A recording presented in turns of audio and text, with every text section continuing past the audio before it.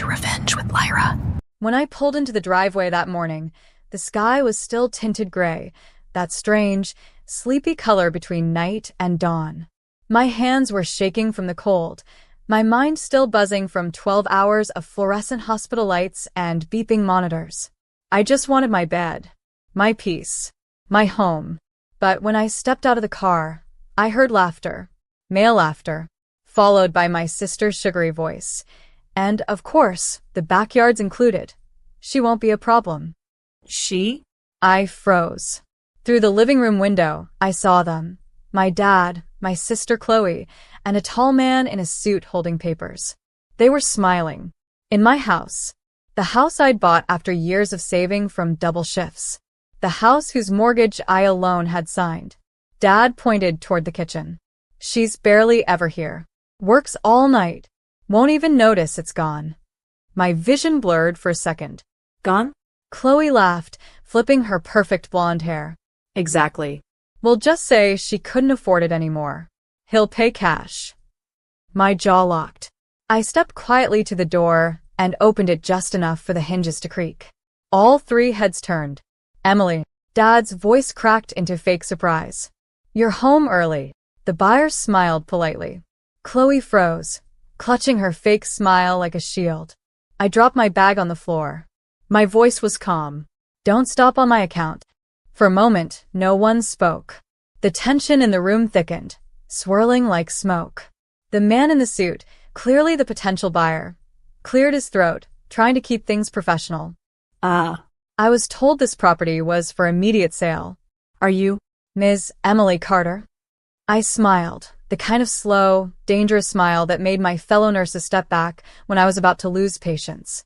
Yes, that's me, I said softly. The owner. Chloe's face drained of color. Wait, Emily, let me explain. I held up a hand. Explain what? That you're selling my house?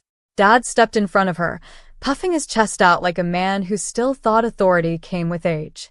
Watch your tone, young lady. This house belongs to the family. You wouldn't have it without me. Oh, you mean the down payment? I said. The one I paid while you two were on vacation in Cabo? The buyer blinked, awkward.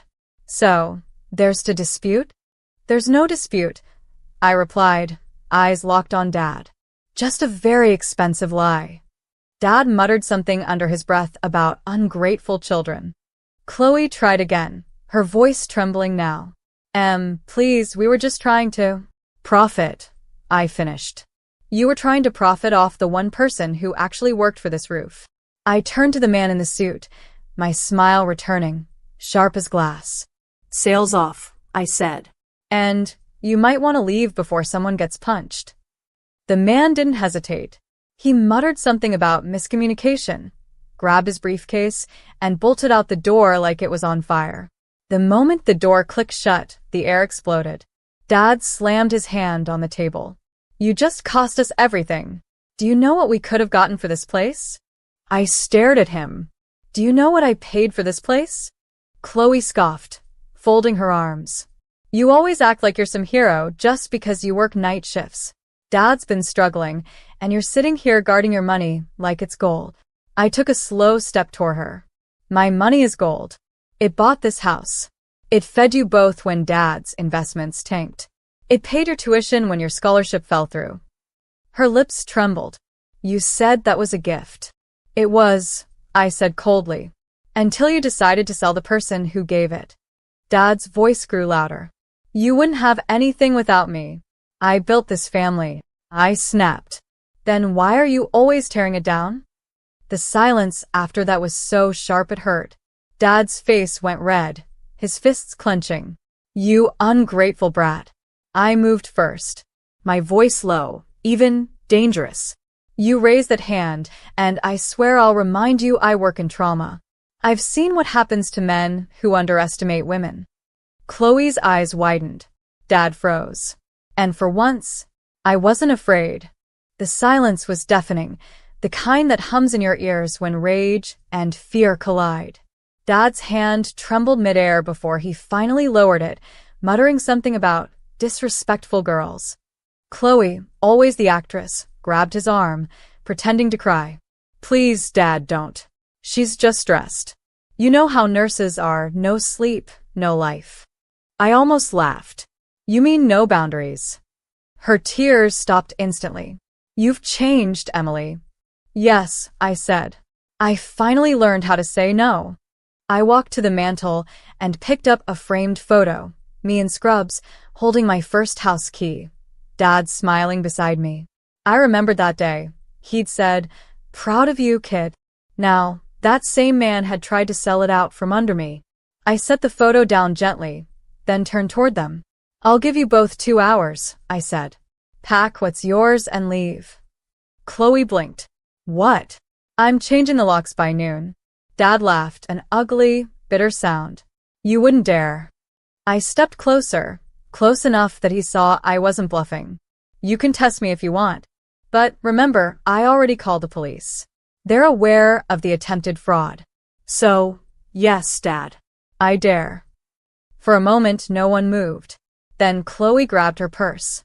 "You're insane." "No," I said softly, opening the door wide. "Just done being your investment." They walked out. And for the first time, the house felt like mine again.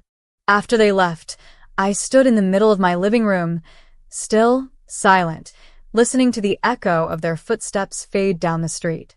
The morning light filtered through the blinds, painting thin golden stripes across the floor. For the first time in years, I could breathe. But peace never lasts long when guilt starts dialing your number. By afternoon, my phone buzzed nonstop. Dad, Chloe, even Mom, who had conveniently stayed out of everything until now. "Emily, honey, your father's heart can't take this kind of stress." Mom's voice cracked through the speaker. "Can't you just let them stay a while longer? You have the space." "Mom," I said calmly, "they try to sell my house." "Your family's house," she corrected sharply. "Don't twist the story." That word, family, hit me like a trigger. Family didn't list your home online without telling you. Family didn't smile while auctioning your life's work. I hung up without another word. That night, I sat at the kitchen table and went through every document, every receipt, every proof that this house, my house, was legally mine. Then I made one final call. To my lawyer. By sunrise, restraining orders were drafted. No more visits. No more, we were just dropping by. And when Dad tried to show up that weekend, the new security system greeted him with flashing red lights and a voice that said, "You are not authorized to enter." Dad's rage exploded the next morning, not at my door, but online. He'd posted a Facebook rant about his ungrateful daughter who'd stolen the family home. Chloe added teary emojis and a caption that said, "Some people forget where they came from." The comments poured in sympathy, judgment, gossip. But what none of them realized was that I'd kept every message, every transaction, every screenshot from the months they drained me dry. So, instead of replying, I waited. The following day, a friend from the local paper, one of my patient's husbands, called. "Emily, I heard some noise about you online. Just so you know, your name's clean in the property registry. You want me to help set the record straight?" I hesitated, then smiled faintly. "Not yet. Let them dig their hole deeper." By Friday, the internet had turned on them.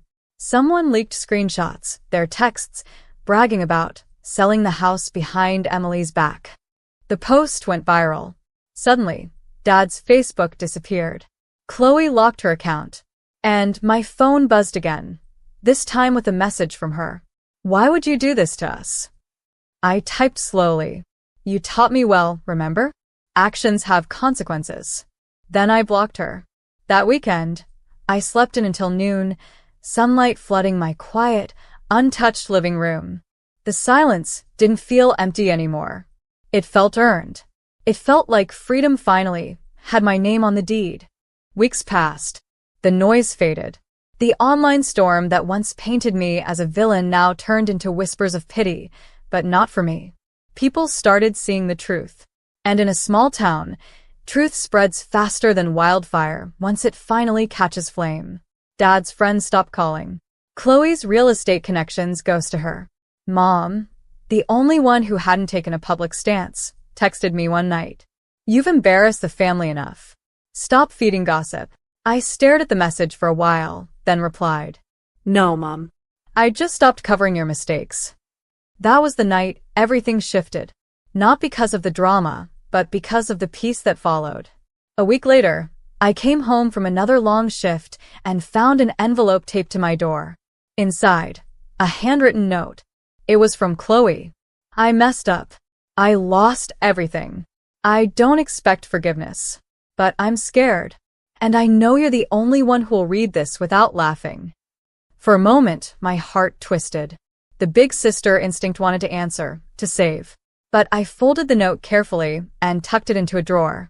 Forgiveness could wait. Boundaries couldn't.